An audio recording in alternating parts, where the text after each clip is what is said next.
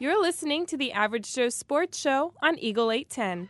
9:08. We had Walk the Moon right there with Shut Up and Dance. Hey, it's Kellen here on the Average Joe Sports Show, part of Eagle 810's Morning Cruise Control.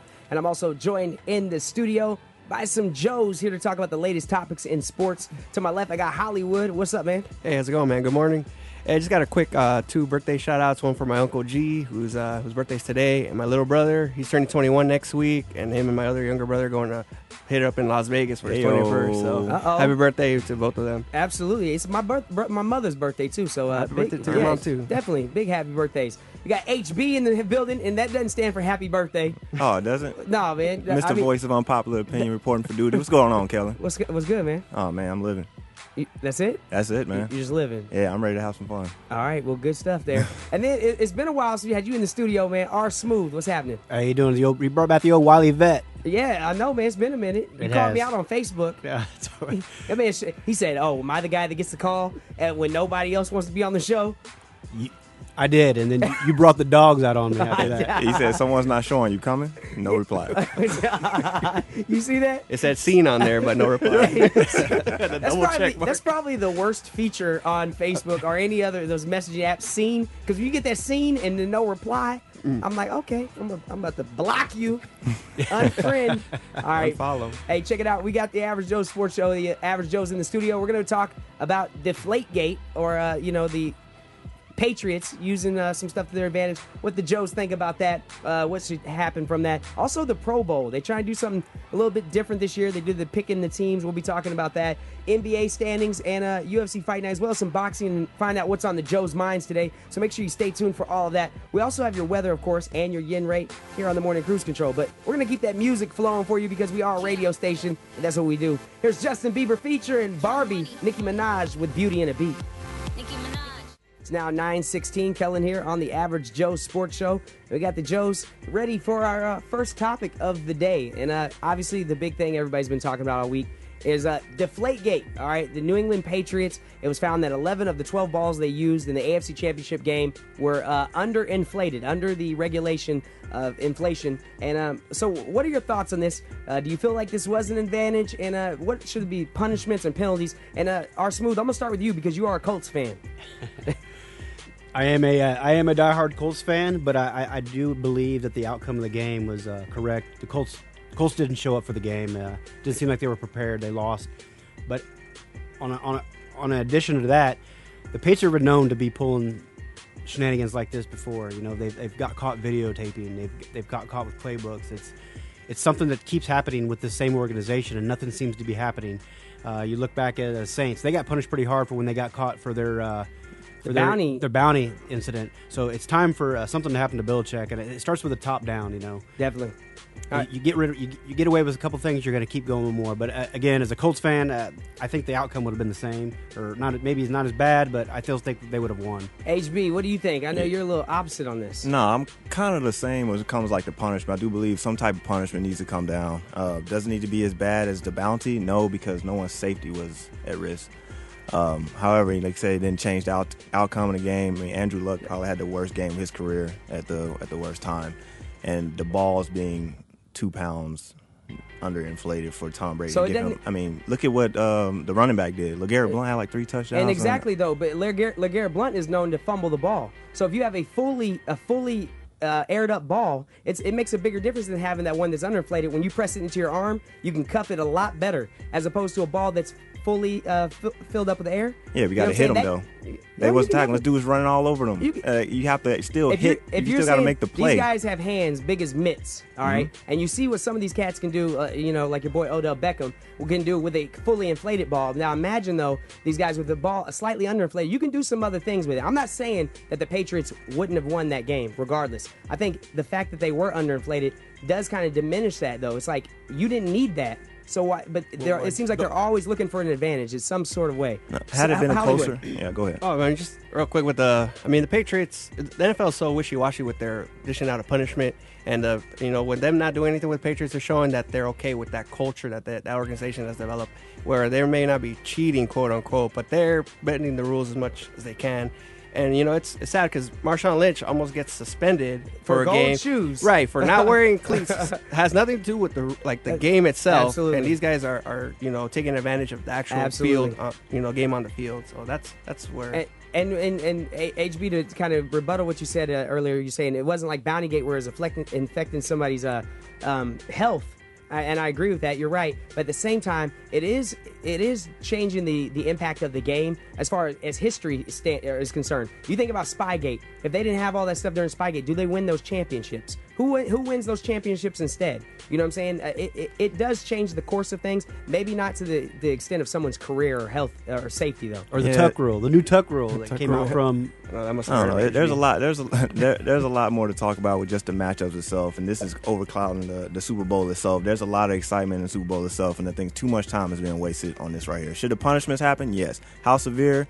That's up for debate. But the outcome of the game is still would have been what it was. The defense played immaculately against. Let's keep it moving. The Colts. We gotta go to the Pro Bowl. How interested are we in this year's Pro Bowl? They did it a little bit differently this year. Team Irvin, Michael Irvin, and Chris Carter did some voting on the teams, and it didn't matter AFC or NFC. You could go with either squad. What's your interest in this year, R. Smooth? Pro Bowl is really not as I don't know. It doesn't have a like baseball. Who the winner gets the home field advantage.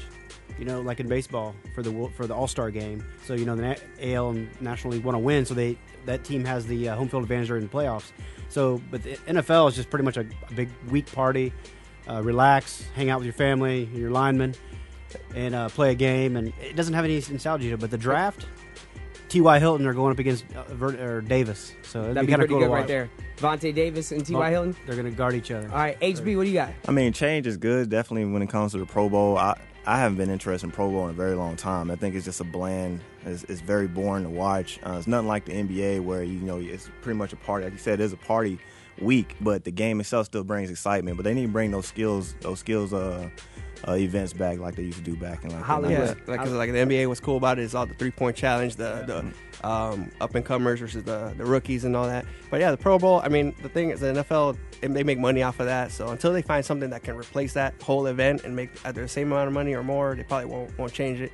But I haven't seen it since like 2003, so I don't see how relevant it is anymore. We talked about this before. I would like to see him do like 40-yard dashes. I want to see who's got the fastest 40, who can bench press the most 225. I want to see that stuff. I want to see the fastest O-lineman. With the combine stuff with our best Pro Bowlers. See, I think that would be the cool stuff. And they're trying to do that with the veterans, right? They're doing the free agency combine, so maybe the Pro Bowl would be a good way to show these guys, hey, season to season, I'm still good. I want to see who can throw the ball farther, Andrew Luck or Aaron Rodgers. You know what I'm saying? Yeah. So stay tuned. We're going to have more from the Joes here in a minute, but we got to get back to the music. We got AWOL Nation right here with Sail. You're tuning into the Average Joe Sports Show by there. Keep it locked to Eagle 810 for our highly average take on sports talk. 9:31 back here in the studio. Boys getting raspy and everything. You're hollering and everything. Hey, check it out. It's Kellen. We also got R. Smooth, HB, and Hollywood in the studio. And it is the Average Joes. And we're talking now about some NBA action, all right? So we got Atlanta, Washington, Toronto, and Chicago, the top 4 seeds in the East. And then on the West, we got the Golden State, Portland, Memphis, and Dallas in that order. All right, I want to start first with the East. Who do you see finishing out leading the East? And, we'll start with the East. So go ahead, Hollywood. I still think Atlanta, they've been at the top there for a couple weeks now, and really the top 3, 4 in the East hasn't really changed all that much. So I see Atlanta getting that number 1 seed. Yeah, most definitely. I second that as well. The Hawks probably end up winning that conference, but you never know until after the All-Star break when things really start boiling down, and that's when the competition really sticks up. They still have about 41 games left, so it's still a lot of games. And what do you think about the R-Smooth? A lot of time left in the season, like they were saying, after the All-Star breaks where teams are the make or break their playoff run. Washington looking pretty good, but Atlanta as well. But I think Washington's going to top. I was getting ready to say the same thing. Honestly, I think Atlanta's the hotter team right now, obviously. But I think Washington overall, top to bottom, is probably a slightly better squad. And they with the young combination, Bradley Beal and John Wall, but then Paul Pierce has really stepped up in adding that veteran leadership. Yeah. And then that front court with Martin Gortat and Nene, excuse me. The two of them together, as long as they stay healthy, I think Washington will mess around and end up, and we're talking about the Washington Wizards, I think they'll end up winning the East. Yeah, they play in the same division too, so I mean, at the end, maybe both teams get hurt and Toronto could jump up to get that 1 seed. Possible. All right, so let's go ahead and move it to the West. All right, so Golden State, Portland, Memphis, Dallas. Who you see leading it? And really, do you want to lead when Oklahoma City is very well probably going to be the number 8 seed? Start with you, R. Smooth. To be the number 1 seed is pretty scary, actually, out in the West. As you're saying, that Oklahoma could be the 8 because you don't want to play Oklahoma in the first round. That's like 1 and 2 playing. Don't right there. Nobody want to play Oklahoma in the first round. No. So I'm not really. I don't really keep track of the out West. I'm more of an East NBA follower. My team's the Pacers, so you know where we stand there. So. Yeah, we know where you stand out of the playoffs. Deflated. Yeah. Man, the competition in the West is so much stiff than it is in the East, and it's hard. I mean, that's technically you can say there's 8 number 1 seeds over there in the West because anyone can come out of the West. Absolutely. It's just the competition there is so stiff. It's really hard to gauge who's going to come out number 1 in that conference. And the second question to that was, regardless of who's number 1, do you even want to be number 1? Nope, it's not With safe. Golden State, No with, seed is safe. Oklahoma City. Yeah, well, OKC. I mean, they're streaking right now too, and they're getting hotter. So I mean, they'll probably get the 6th or the 7th maybe. They're if they sitting don't. at the number 9 right now, but I Yeah. think they're like 6 games back from the number 8. So it's really going to be tough unless the Suns or somebody goes on a severe losing streak. Right. It's going to be tough for them to move too high I in just the West. I don't think they'll end up in the 8th. I think if you're maybe the 3rd or the 4th seed, maybe that's who should be worried. Okay. Playing OKC. All right, that's interesting right there. All right, so we'll keep things moving. All right, UFC Fight Night Boston happened this past weekend. Conor McGregor, Dennis Seaver was the big fight. All right, McGregor, Irishman, mouthy, loud, wild, entertaining fighter. All right, this guy, he was coming in. He was 5th or 6th, I believe, going into it. Seaver was the number 10. He beat Seaver in convincing fashion, and he's already getting a title shot. All right, do you believe he was deserving of this? He's going against the champion, Jose Aldo, who's one of the best pound-for-pound fighters in the game. Do you believe he's worthy of this title shot, or is UFC just rolling on this hype train? What do you think? Yeah, no, I mean, I think the UFC is rolling on the hype train, just like you said. They're doing a lot more promoting, and they're doing what's hot now instead of who really deserves a shot. So, I mean, it's been what UFC's been about these last couple of years with their Fox deal, with Reebok deal, and all that. It's about the money, and it's about the hype and the matchups, not so much about who the best fighter is anymore. Absolutely. HB. Yeah, I believe they're riding the hype train as well, but you can't really fault them for going for what the fans want. And you know they're a product as well, and they're trying to sell a big fight. And right now, that's what the fans want. So why not go for it? It's not necessarily who's deserving. So I mean, technically, they're kind of doing now what boxing should have done a long time ago. But- You know, because We get to a point. We get to a point though. Is it really what the fans want, or is it what they believe we want? Because there's a lot of these fights that they do hype up and they tell us, "Hey, this guy has a Dennis Seaver. He didn't have a chance going into this fight, but going into it when they were promoting it, they made it like, oh, this guy's got a legit chance to knock out Conor McGregor." And then he gets in there and you can see it was 2 completely different classes. So are we really giving us what we want, or are they making us think that's what we want? Are Smooth? I think they're going ahead and go with this fight now because if Conor McGregor loses against the number 1, it doesn't look as bad if he fought the 4 or 3 guy and then loses, and he kind of falls off the radar. No, he's not being talked about anymore, and I hope he gets his butt whooped. I saw you I had to close that. I had to reverse that a little bit. All right, well, that's good stuff right there. We got more with the Joes. We're going to find out what's on these Joes' minds because they've been just finding out what's on my mind. Now we're going to find out what's on their mind coming up here in a bit. First, we got Lilywood and Robin Schultz. It's Prayer and Seed. D-Mac, what's up, man? What's going on? How you doing? Chilling, brother. How you? Good. I just wondering why anybody failed to mention the Spurs. What, you think the Spurs they're gonna finish out top in the West? Well, yeah. I mean, it'll probably be them and the Warriors in the conference finals. That's what I'm feeling right now. So you really think the Spurs are gonna possibly win the West? Oh, yes, definitely. You know what? You know why I know you have slipped and bumped your head?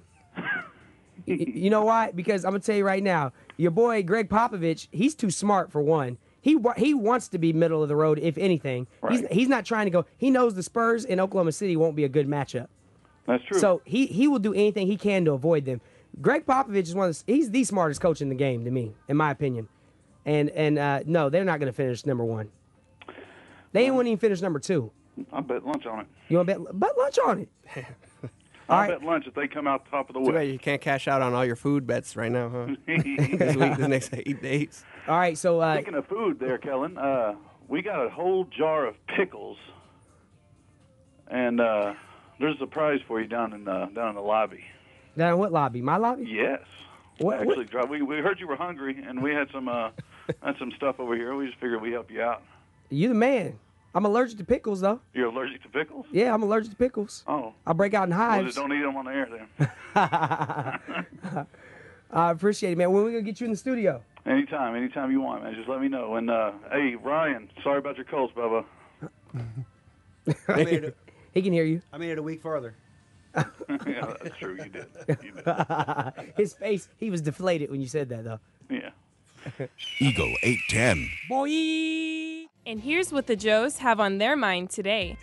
It's now 9:46. Kellen here. Also, HB, R Smooth, and Hollywood in the studio. And time to find out what's on the Joes' minds. And Hollywood, you want to start us out? Sure. The NASCAR world today feels a little deflated because Jeff Gordon announces pseudo retirement. It's final season, right? Yeah, he's saying next year is going to be his final full season, Okay. and then after that he's going to take kind of a back seat, kind of try to manage the team a little bit more than he has been. So for any of the NASCAR fans out there that are listening, you might not be seeing him after next season. So he said he wasn't going to be a full-time driver anymore. So I'm not a big NASCAR guy. What does that mean? They have part-time drivers? How's that work? Yeah, they do. Some drivers, sometimes they only race a few races, like rookies and stuff like that, and also have the Nationwide Series that's underneath the Nextel Sprint Cup Series. So he might be doing that still trying to make money, but he won't be in the big leagues anymore. Okay. All right. HB, what do you got for us, man? Man, what's on my mind is the prevent defense and conservative football. Okay. Last week, watching Seattle in the Packers game, I saw the Packers dominate that game for about 55, 56 minutes. Went conservative and ended up losing the game because they was playing prevent defense, and Seattle kept going at the same speed they've been going since the kickoff, and it ended up costing the Packers the game. They deserved to lose, but I feel bad for their fans, but not to take anything away from the Seahawks.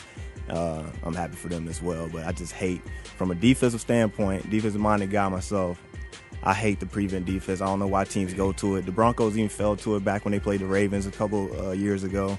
Why do people continue to play the prevent defense? I don't know why. I mean, that's a straight coaching thing, though. That's on True. the coaches. All true. I mean, what do you want? You propose they just take away prevent defense? Like you can't play it anymore? Take it out the playbook. Just continue on playing the same level of football you've been playing since kickoff, and a lot of teams probably still winning. But are you saying this should be like NFL sanctioned, like it's illegal to play prevent defense? No. Just like from a logical standpoint, why play it? Yeah. Because they say it actually prevents you from winning more than actually prevents you from It's like losing. playing not to lose instead of playing to win mentality, yeah. Yeah, it's one of those things. You know, sorry, Packers fans. I know Brian Bostic, though. That dude, man. he has to feel sick to his stomach because they said his assignment was to just block, and Jordy Nelson was next to him, supposed to catch it. But the ball came right to the man. He's Hit him in the thinking, face. On the hands team. Yeah, all hands team. So, what you got for us, R Smooth? What's on your mind? I think it's something you guys may have touched a little bit on last week. You guys announced the Pacquiao Mayweather fight. Pacquiao agreed to terms. Right. I just think this lost a lot of its luster. If they would have done this 4 or 5 years ago, it may have been a big hype fight. A lot of people interested. Pacquiao's lost a few fights between now and then, and so I don't think the hype's out there for this fight. It'll still draw a lot of money. Everybody's gonna get their checks. We're gonna see them on Twitter. So that's kind of on my mind. I'm not really excited about that fight. So that's kind of what's on my mind. I'd like to thank Yokota for giving us a day off on Monday to enjoy American pastime to watch the Super Absolutely. Bowl. But no, I'm not really interested in the game really. But give me a chance, extra day to study for Master. You sound still deflated. Very. All right, and I'm glad you brought up boxing. I'm a huge boxing fan, and I think this is something that kind of has been swept under the rug because most people don't watch boxing anymore. But Deontay, the Bronze Bomber Wilder, he's actually the first heavyweight champion since Shannon Briggs, U.S. heavyweight champion since Shannon Briggs in like 2007. Heavyweight boxing has been dominated by the Russians with the Klitschko brothers and a slew of other guys. And we finally have a U.S. heavyweight champion, and Wilder is definitely a promising young champion. I actually talked about him on the show before, and I think that's something that it deserves people's attention. But boxing, especially, you think about most of our heavyweight boxers nowadays, these guys are playing football. They're tight ends in football. They're power forwards in the NBA because the Klitschko brothers, one's 6'8", like 250, 260. The other one's 6'7", like 240. So you think about the sizes. Our guys that are that size are playing pro basketball or professional football. LeBron James, you know what I'm saying? And, until the heavyweight division, U.S. brings it up, until the U.S. boxers get better, boxing will never be the same. Bring back Rocky, man. They're doing Rocky and Apollo Creed. yeah, they're doing that Creed movie. The next Rocky series, doing a movie about Apollo Creed's grandson. Really? You haven't seen that? No. Yeah. It'd be a lifetime, No, it'd be a seriously, lifetime look it show. up. Who's he gonna It's fight? called Ivan Creed. Drago's son? It's going to be on Lifetime show. It's called Creed coming out. They'll be fighting Look it Jimmy on Wiki. Neutron on He's fighting Ivan Drago's kid. All right, well, look, gentlemen, I appreciate you guys coming in. R Smooth, any last words? No, just everybody have a good weekend. Be safe out there. All right, HB. Yeah, I'll echo that as well. Everybody be safe. Shout out to my family, my people out in Las Vegas. All right, and Hollywood. I'm gonna leave mad now, man. They call me Hollywood for a reason, and you just question my movie smarts. Thanks. All right, well, gentlemen, appreciate you guys being on this week's edition of the Average Joe Sports Show. We're gonna get back into the music, and these guys requested this particular group, so I'm gonna go ahead and play it for them. We got One Direction right here with Night Changes. Harry Styles, baby. What?